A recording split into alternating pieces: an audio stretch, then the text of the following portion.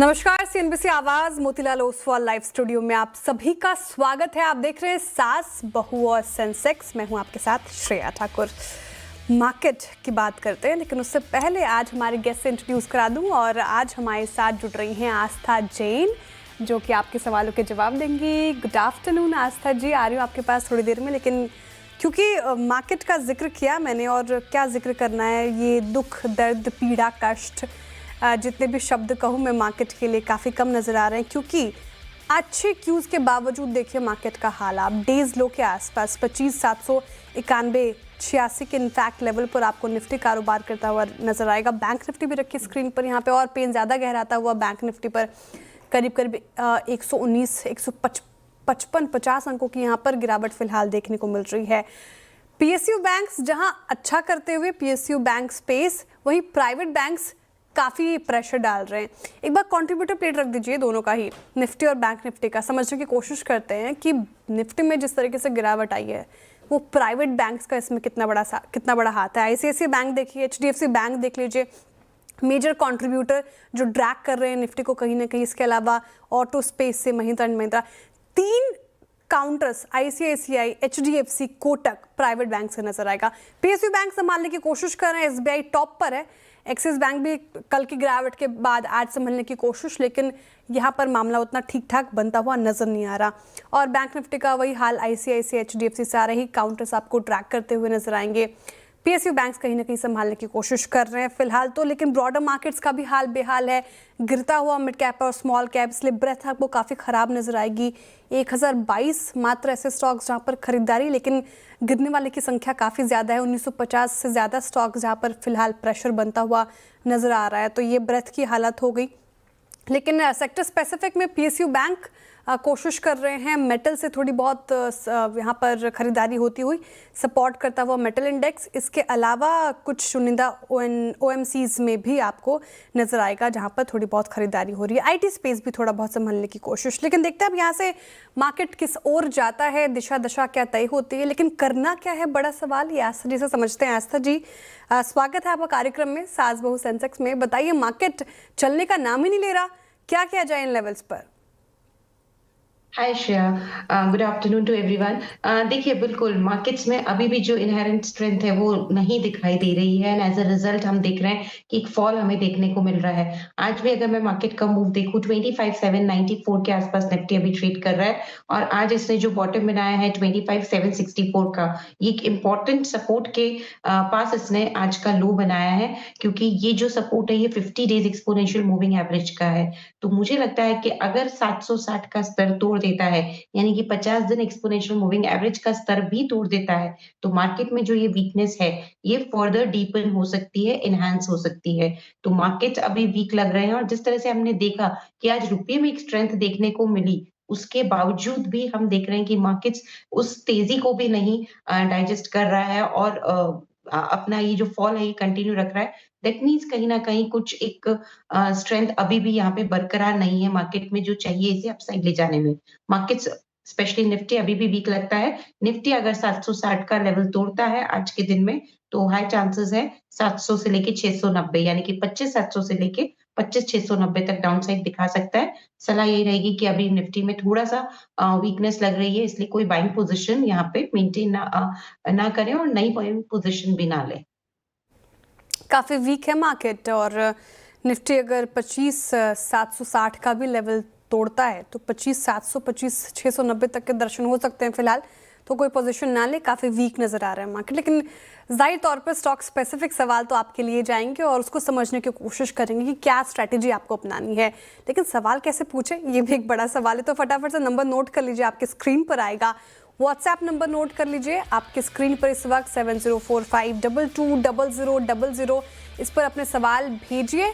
और साथ ही साथ आप हमें मेल भी कर सकते हैं। मेल आईडी आपके स्क्रीन पर, सास बहू और सेंसेक्स @nw18.com पर, इस पर ईमेल करके अपने सवाल पूछिए। चलिए अब देखते हैं कि आज कौन कौन से सवाल एड्रेस करेंगे हम, कौन कौन से स्टॉक्स बेसिकली इस शोज में एड्रेस होंगे। डीमार्ट के ऊपर बातचीत होगी, मैनकाइंड स्टॉक में अब क्या करना है इस पर हम चर्चा करेंगे। उत्कर्ष स्मॉल फाइनेंस बैंक, आईओबी और साथ ही साथ यूको बैंक पर भी होगी चर्चा। तो बैंकिंग वाले स्टॉक्स काफ़ी हैं, सुज़लॉन है, पाइन लैब्स, सिरमा, साथ ही क्रेडो और नाइका जैसे काउंटर्स पर भी बातचीत होगी। और आज हमें जाना है बेंगलोर, अहमदाबाद, फरीदाबाद, साथ ही साथ यूपी। तो हमारे दर्शक जुड़ते हुए शिल्पा जी जुड़ रही हैं बेंगलुरु से। और ठीक है, तो पहले शिल्पा जी के पास चलते हैं। शिल्पा जी, स्वागत है आपका कार्यक्रम में। गुड आफ्टरनून मैम, बताइए शेयर मार्केट में कब से हैं आप? गुड आफ्टरनून, नमस्ते। नमस्ते। जी, मैं तो अभी मार्च में ही मैंने ज्वाइन किया है। थोड़ा टीवी का वॉल्यूम थोड़ा कम करेंगी? टीवी का वॉल्यूम थोड़ा कम करेंगी? Okay ma'am, okay. हाँ, ठीक है। तो मार्च में आपने ज्वाइन किया है, मार्केट में आप इन्वेस्टमेंट कर रही हैं। तो सवाल क्या है मैम आपका पहला? पहले तो मैंने ओला इलेक्ट्रिक में मतलब कि इंट्राडे पे मैंने लिया था 71 रुपीज पे। और फिर के बाद ही वो ऐसा मतलब कि लो हो गया कि मैंने इसको सेल कर दिया है 42 अराउंड। जी, उसमें मुझे 32,000 का लॉस हो गया। 42,000 का लॉस लिया आपने ओला इलेक्ट्रिक में। 71 पे खरीदा था, 42 पे बेचा आपने। तो अब है नहीं आपके पास ओला इलेक्ट्रिक? जी, अब अभी भी आपके पास है ओला इलेक्ट्रिक? नो, अभी तो मैंने सेल कर दिया है। मुझे 32,000 का लॉस हो गया है। अच्छा, तो ओला इलेक्ट्रिक पे फिर क्या पूछना चाह रही हैं आप? मैं क्या इसको भी बाय कर सकती हूँ क्या? ओके, ओला इलेक्ट्रिक आस्था जी काफ़ी लॉस तो बुक कर लिया उन्होंने। 42,000 का लॉस बुक क्या कह रही हैं शिल्पा जी? और अब 33 के लेवल पर बाइंग, क्योंकि देखिए जाहिर सी बात है काफ़ी पेशेंस टेस्ट किया है। इनफैक्ट इन लेवल्स पर भी अच्छा नहीं लग रहा है। काफ़ी रिपोर्ट्स में देख रही थी और एक्सपर्ट्स को सुन रही थी। आप बताइए 33 के लेवल पर क्या करना चाहिए ओला इलेक्ट्रिक में? जी, श्रेया, आपने बिल्कुल सही बोला कि अभी भी इसमें एक जिसे कहते हैं स्ट्रेंथ आ जाएगी ऐसा लगता नहीं है, या एक बहुत बड़ा प्रीएम्प्टिव मूव हो जाएगा अगर हम इन लेवल्स पे बाइंग करने का सोचें।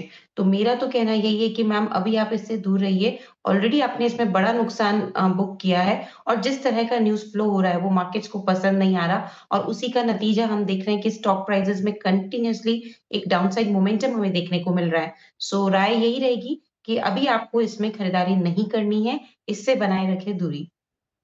अवॉइड करना है शिल्पा जी ओला इलेक्ट्रिक। ये एक बात बताइए शिल्पा जी, 71 पे जब आपने लिया था, आपने कहा ट्रेडिंग पर्सपेक्टिव से लिया था, राइट? तो आपने स्टॉप लॉस मेंटेन नहीं किया था ma'am? No ma'am, stop loss maintain नहीं किया था क्योंकि मुझे उतना मतलब कि जानकारी था नहीं, क्योंकि मैंने भी न्यू ही जॉइन किया है। बिल्कुल, मैं समझ पा रही हूँ आपकी बात। आस्था जी, इस पर भी मैं चाहूंगी आप हमारे दर्शकों को समझाएं कि स्टॉप लॉस लगाना कितना इंपॉर्टेंट है जब आप ट्रेडिंग, इनफैक्ट जब ट्रेडिंग कर रहे हैं। इन्वेस्टमेंट में भी हम बात करते हैं स्टॉप लॉस मेंटेन करना चाहिए, और ये ट्रेडिंग कर रही थी फिर भी स्टॉप लॉस इनसे मिस हो गया। दर्शकों को समझाएं कि स्टॉप लॉस लगाना कितना इंपॉर्टेंट। बिल्कुल श्रेया, देखिए स्टॉप लॉस हमारे लिए एक तरह से कहते हैं कि एक रक्षक के जैसे होता है, क्योंकि जब मार्केट में स्टॉक प्राइसेस का मोमेंटम हमने लिया है तो नीचे की तरफ जा रहा है, या हमने बेचा है तो ऊपर की तरफ जा रहा है, तो वो लिमिट कर देता है हमारे लॉसेस को। क्योंकि हम जब ट्रेडिंग करते हैं तो ये मान के चलते हैं कि अगर प्रॉफिट होगा तो लॉस होने के भी चांसेस है। तो वो लॉस को लिमिट करने के लिए, उस लॉस का जो एक मैग्नीट्यूड है उसको कंट्रोल करने के लिए स्टॉप लॉसेस लगाए जाते हैं। तो मैम स्टॉप लॉस बहुत इंपॉर्टेंट है ट्रेडिंग पर्सपेक्टिव से। अगर आपने कोई भी यहाँ पे स्टॉक में एक एंट्री की है, मोमेंटम उसमें आप पकड़ना चाह रहे हैं, तो उसके बिना काम ना करें, क्योंकि उसमें एटलीस्ट ये होता है कि हमारे लॉसेस हम लिमिट कर पाते हैं। और अगर आपके लॉसेस आप लिमिट कर पाएंगे तो कैपिटल एटलीस्ट कुछ तो इतनी सेव कर पाएंगे कि वापस से मार्केट में आप आने की हिम्मत कर पाएंगे। नहीं तो अगर कैपिटल ही इरोड हो गई तो वो एक हिम्मत रह जाएगी, और हम वापस से मार्केट में कुछ भी यहाँ पे एक एक्सपोज़र लेने में हिचकेंगे।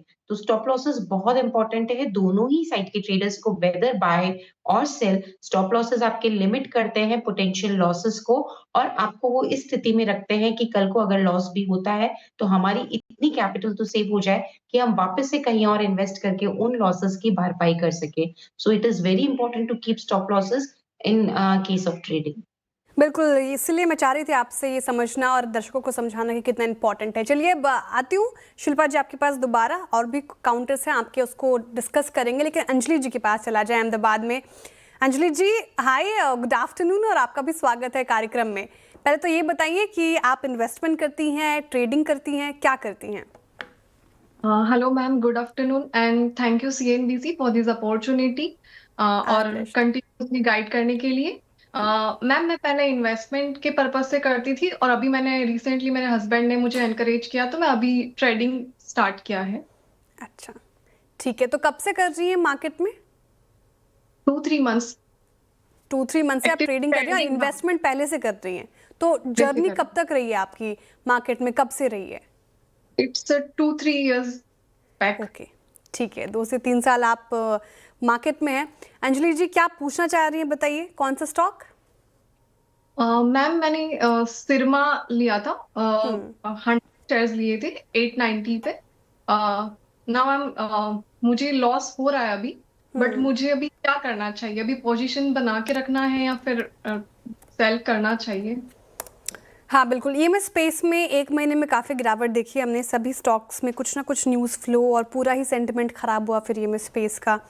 आस्था जी, लॉस झेल रही है, ये 183 रुपये प्रति शेयर का लॉस। 1 महीने में 20% से ज़्यादा करेक्ट हुआ है स्टॉक। लेकिन ईएमएस स्पेस में अगर 6 महीने के लिहाज से देखूँ तो एक बेहतर काउंटर भी रहा है सिरमा। 34% से ज़्यादा का अपसाइड दिया है इसने। अब क्या करना चाहिए? लॉस हो रहा है, इनको होल्ड करें या फिर बुक करें लॉस और बेटर काउंटर में शिफ्ट करें? क्या हिदायत? देखिए, अगर हम फंडामेंटल्स की भी बात करें श्रेया, तो पीसीबी मैन्युफैक्चरिंग में तो ये है ही। लेकिन और ये पीसीबी मैन्युफैक्चरिंग जो रहते हैं प्रिंटेड सर्किट बोर्ड्स, ये बहुत बढ़िया मार्जिन डिलीवर करते हैं। उसके अलावा अब ये डाइवर्सिफाई भी कर रहे हैं डिफेंस की तरफ, सोलर की तरफ। तो मुझे तो ये स्टोरी अच्छी लगती है। ऑल्दो एक पूरा इंडस्ट्री में जिस तरह से स्टॉक प्राइसेस का मोमेंटम आया है, हमने एक डेंट देखा है, तो उसका असर यहाँ पे भी देखने को मिला है। बट मैम, आप अपना नज़रिया अगर यहाँ पे लंबी अवधि का रखेंगी, तो मुझे लगता है कि आपको इसमें नुकसान बुक करके निकलने की ज़रूरत नहीं पड़ेगी। आप इसमें कॉस्ट टू कॉस्ट या प्रॉफिट में ही एग्ज़िट कर पाएँगे। सिर्फ़ आपको अपना जो यहाँ पे होराइज़न है वो लॉन्ग टर्म रखना पड़ेगा। क्यों? क्योंकि शॉर्ट टर्म में तो अभी भी गिरावट के और संकेत मिल रहे हैं।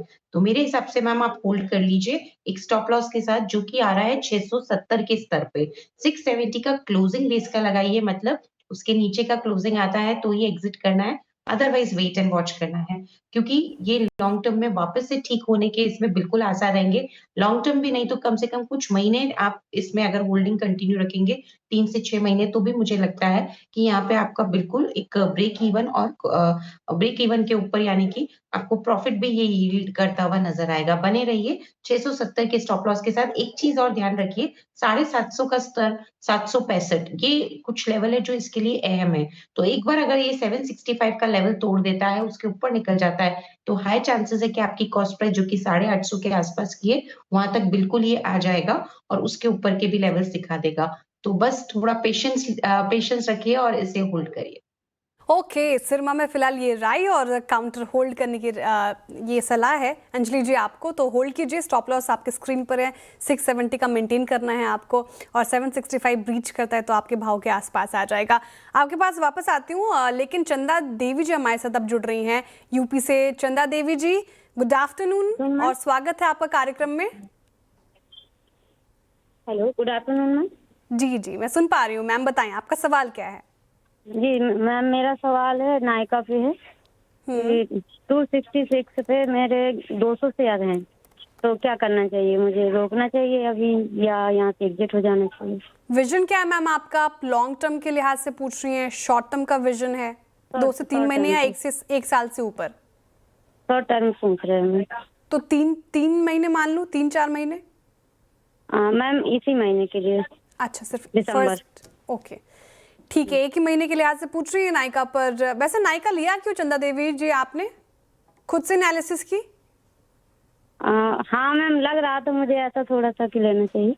ठीक है, ओके। 266 इनकी खरीद है। एक बार नायका भी चार्ट भी रख दीजिएगा स्क्रीन पर। और अभी जिस तरीके से आज तो हालांकि क्योंकि मार्केट भी खराब हो तो 1% नीचे कारोबार करता हुआ नजर आएगा, लेकिन आस्था जी 6 महीने में अच्छा रिटर्न तो दिया है इसने 26% का, और इस साल में अब तक देखूं तो 48% के रिटर्न्स मिले हैं नायका से। लेकिन 1 महीने के लिहाज से क्या इनका मुनाफा होगा? देखिए, कुछ एक फंडामेंटल्स तो ठीक लग रहे हैं, क्योंकि अब ये जो यहाँ पे देखा जाए तो फ्रेग्रेंसेस में भी ये जाने का इनका मूड है, और जेन ज़ी जो रहता है उस फॉर्मेट पे भी काम कर रहे हैं। पहले के नतीजे भी अच्छे आए। तो फंडामेंटल्स तो इतने खराब नहीं है। दूसरी तरफ टेक्निकली अगर मैं देखूं तो थोड़ा चार्ट्स अभी वीक बने हुए हैं। देखिए मैम, मार्केट भी खराब हुआ है, तो ये दोनों फैक्टर्स प्ले कर रहे हैं जो इसकी प्राइसेस को यहाँ पे डेंट कर रहे हैं। और 1 महीने का ही व्यू है, तो मेरे हिसाब से अभी तो आप होल्ड कर लीजिए। 1 महीने का व्यू है तो भी मैं बने रहने की ही सलाह दूंगी। मुझे लगता है कि थोड़ा-सा उछाल मिलेगा तो आपको निकलने के मौके यहाँ पे बिल्कुल मिलेंगे। स्टॉप लॉस ज़रूर मेंटेन करिएगा मैम 225, यहाँ से ₹20 नीचे का स्टॉप लॉस मेंटेन करके होल्ड कर लीजिए 1 महीने के लिए। और टारगेट इसमें पहला आपको रखना रहेगा 260 का। बेसिकली टारगेट नहीं है, ये लेवल टूटना चाहिए। तो 260 का टूटा तो 270, 275 के लेवल्स हमें वापस से देखने को मिलेंगे। तो होल्ड करने की सलाह है स्ट्रिक्ट स्टॉप लॉस के साथ। ओके, होल्ड करने की सलाह नायका में, स्ट्रिक्ट स्टॉप लॉस भी मेंटेन करना है और यहाँ से और अपसाइड देखने को मिल सकते हैं। फिलहाल ये व्यू हो गया नायका पर। चंदा देवी जी, चलिए बहुत बहुत शुक्रिया आस्था जी आज हमारे साथ जुड़ने के लिए, और चंदा जी की, अंजलि जी की और शिल्पा जी की सारी क्वेरीज एड्रेस करने के लिए बहुत शुक्रिया मैम, आप तीनों का आज हमारे साथ जुड़ने के लिए। चलिए फिलहाल वक्त हो रहा है शो को वाइंड अप करने का, रुक रहे छोटे से ब्रेक के लिए, लेकिन ब्रेक के उस पार खबरों का सिलसिला जारी है। CNBC आवाज़ पर बने रहिए।